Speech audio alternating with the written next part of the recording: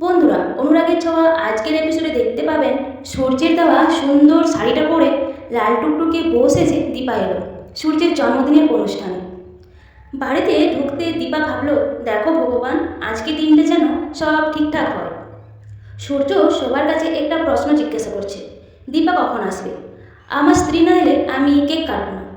আর ওইদিকে দীপা সেনগুপ্ত বাড়িতে পা রাখলো। সূর্য যেন ম্যাজিকের মতো ব্যাপারটা যেন বুঝতে পেরে গেল।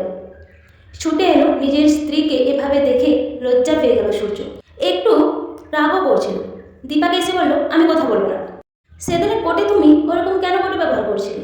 দীপা বলল, আমার ভুল হয়ে গেছে ডাক্তারবাবু, এবারের মতো আমাকে ক্ষমা করে দাও। আর ভুল করবো না, কথা দিচ্ছি। আপনাকে ছেড়ে আর কখনো যাব না। ডাক্তারবাবুকে জড়িয়ে ধরল দীপা। আর ওইদিকে সোনা দেখতে পেয়ে গেছে। ছুটে এলো সে, এসে মাকে উল্টাপাল্টা করে বলতে লাগলো, তোমার লজ্জা করে না? তুমি চলে এসেছো, তোমাকে একবার বলতেই চলে এলে। খুব তো বড় বড় কথা বলেছে, বাবার সামনে কখনো আসবে না, তাহলে কেন এলে? আবার এক মাথা সিঁদুর পরে, তোমার লজ্জা করে না মা?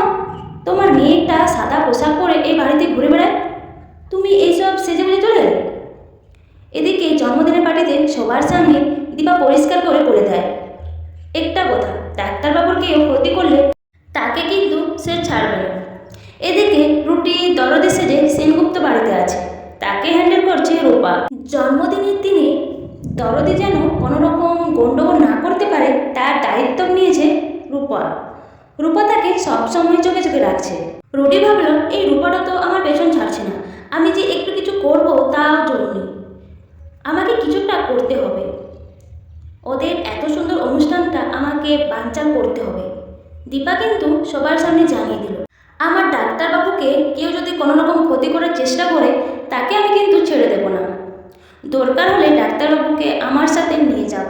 ডাক্তারবাবু আমার সাথে আমার বাড়িতে থাকবে, কারণ আমার মনে হয় ডাক্তারবাবু একটু সুস্থ নয়।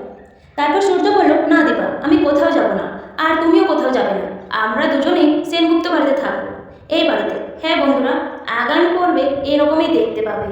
বন্ধুরা, এরকম যদি এপিসোড দেখতে চাও তাহলে এই চ্যানেলটা অবশ্যই সাবস্ক্রাইব করে রাখবেন।